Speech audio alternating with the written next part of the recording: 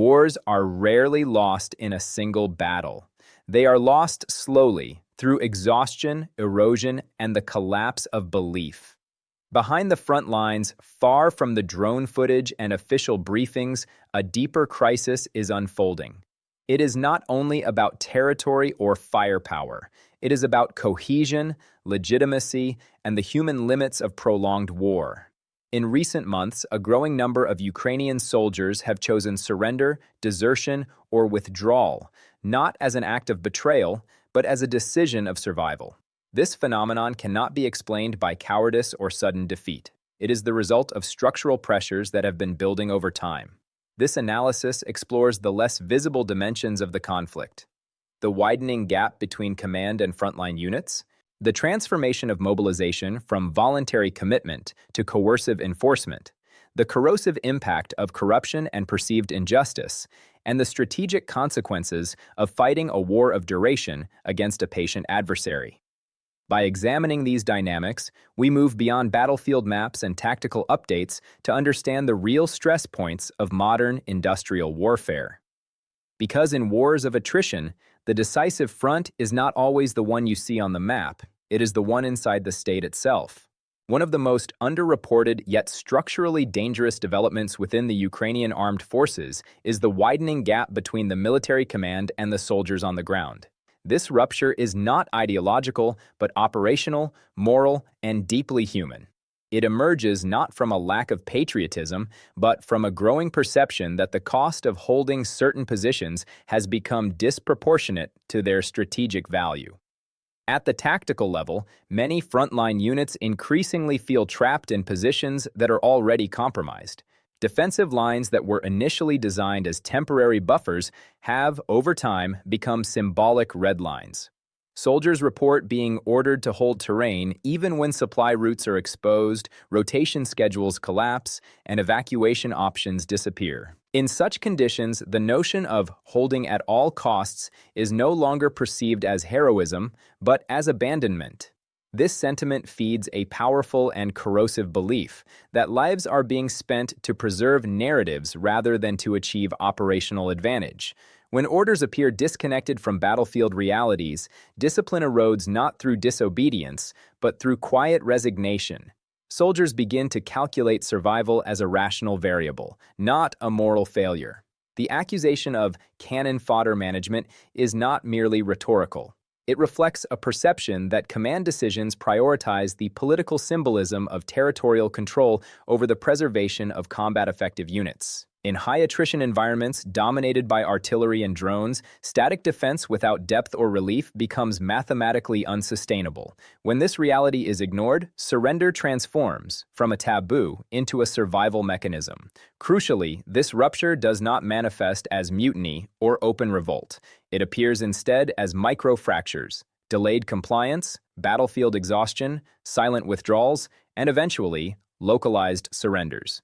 These are not acts of betrayal, but symptoms of a system under extreme stress. Another accelerating factor is the breakdown of trust in rotation and reinforcement mechanisms. Soldiers are far more willing to endure hardship when they believe relief is coming. When rotations are postponed indefinitely due to manpower shortages, morale collapses rapidly. Fatigue becomes cumulative, not temporary. The psychological impact is amplified by asymmetric conditions on the battlefield. Russian forces, benefiting from artillery mass, drone saturation, and operational depth, impose constant pressure without exposing themselves to decisive engagement.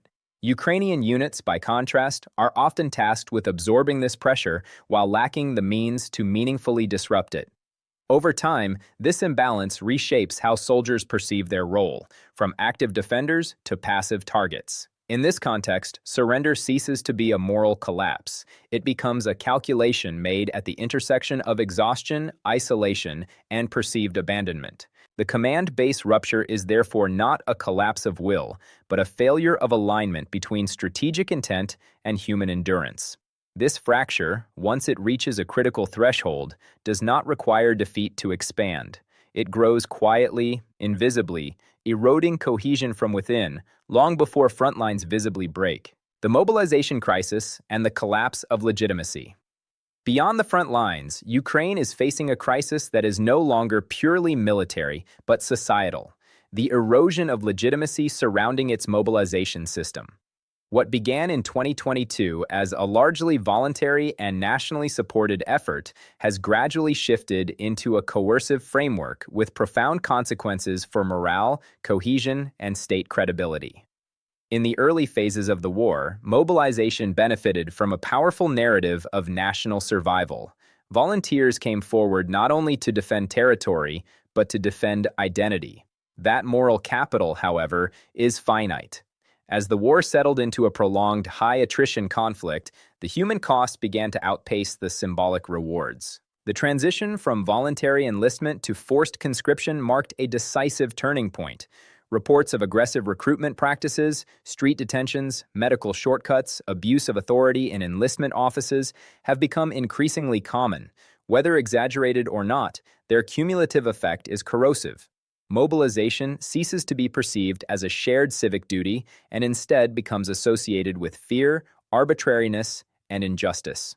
When the state must hunt its own manpower, it signals weakness rather than resolve. This shift has produced two parallel phenomena: widespread draft evasion and rising absenteeism within the armed forces. Official figures cited by analysts point to hundreds of thousands of soldiers classified as AWOL and millions of eligible men actively avoiding conscription.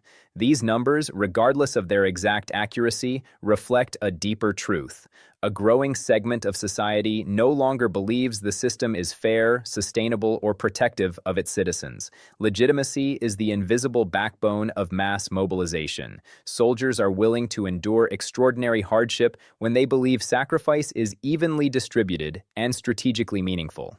That belief fractures when exemptions appear arbitrary, when elites remain insulated, and when the burden falls disproportionately on certain regions or social classes. Mobilization without legitimacy does not generate resilience. It generates quiet resistance.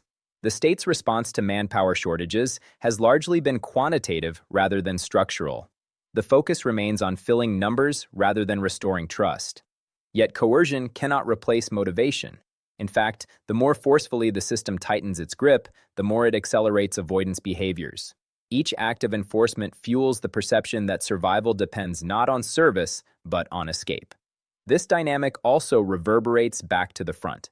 Soldiers who know that reinforcements are being coerced rather than motivated adjust their expectations accordingly.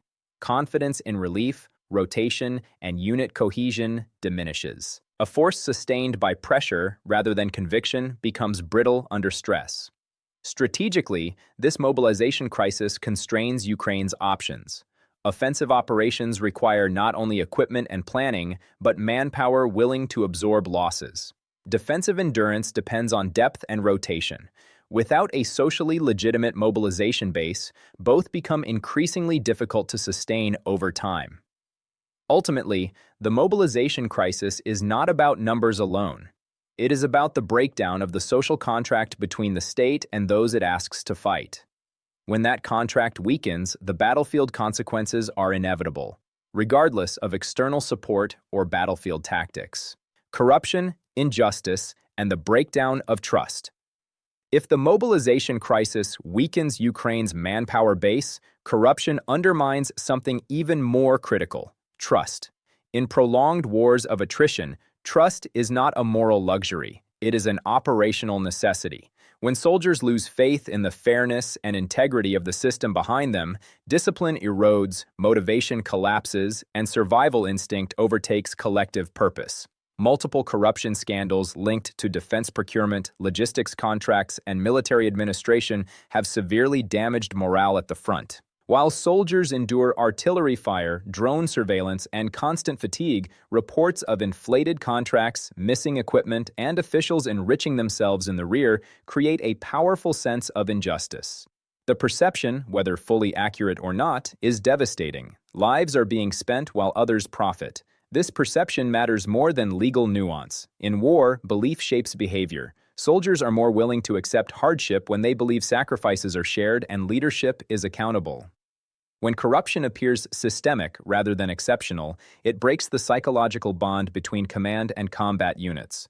Orders are no longer interpreted as strategic necessities, but as demands imposed by a disconnected and self-serving hierarchy. Logistical failures amplify this fracture. Repeated accounts of shortages, ammunition delays, inadequate protective gear, poor medical evacuation are not merely technical problems. They become symbols of neglect. When equipment arrives late or incomplete, when promotions appear based on connections rather than competence, the chain of trust collapses from top to bottom. In this environment, obedience becomes transactional rather than moral. Soldiers begin to calculate risk not in terms of mission success, but personal survival. Holding a position is no longer about defending the state, but about whether the state is defending them in return.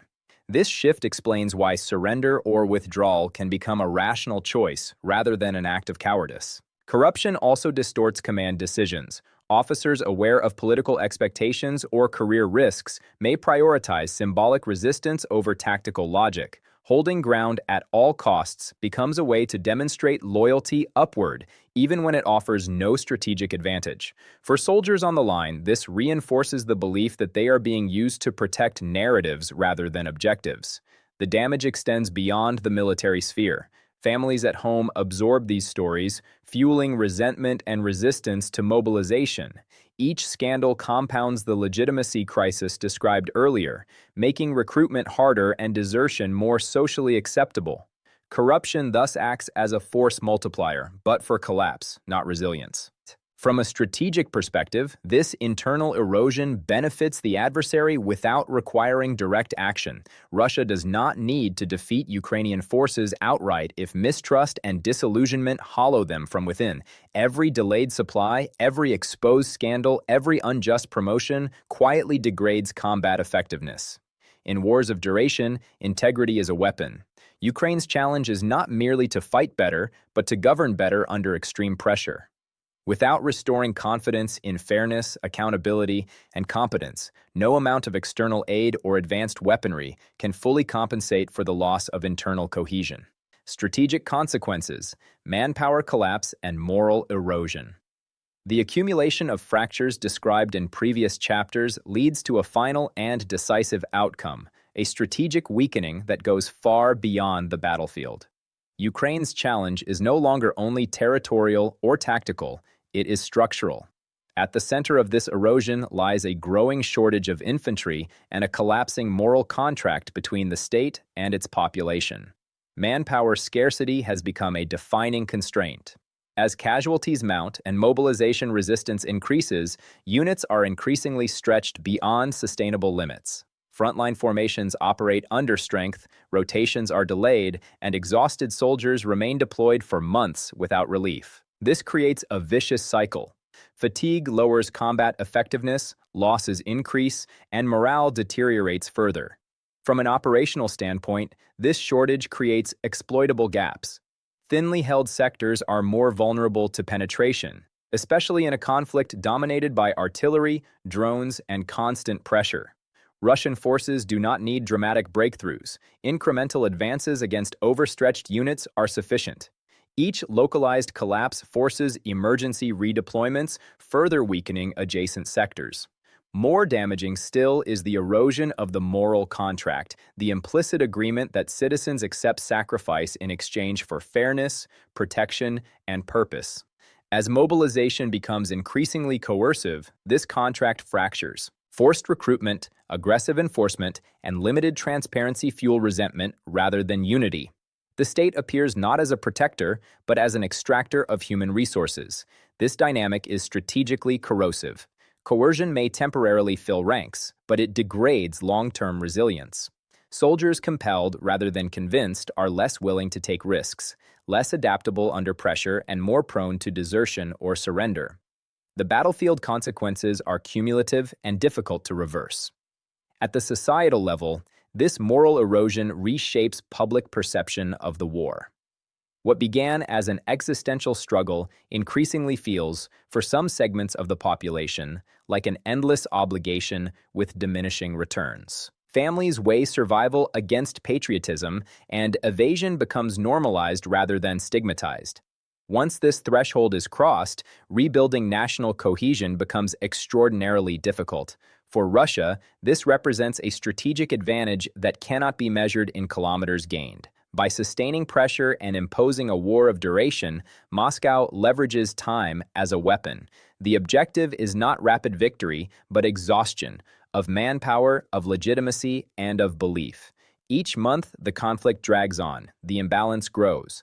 Western support, while crucial, cannot fully offset this internal decay. Weapons, funding, and training are force multipliers, but only if the underlying human system remains coherent. Without sufficient infantry and moral cohesion, advanced capabilities lose effectiveness. Technology cannot substitute for trust. In this sense, the war has entered a decisive phase not defined by a single offensive, but by cumulative strain.